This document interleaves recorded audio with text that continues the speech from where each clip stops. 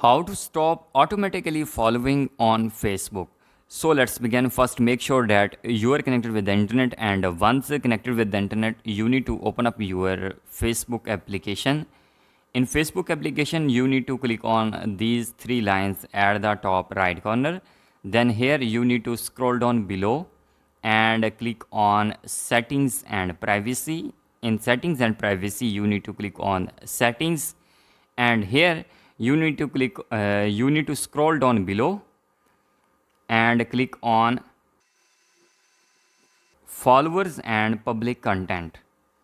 Here you need to click on who can follow me, and from here you can see that it's set to public by default.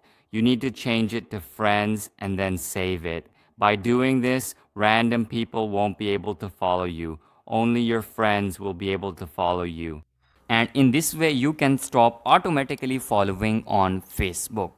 Subscribe for more technology content.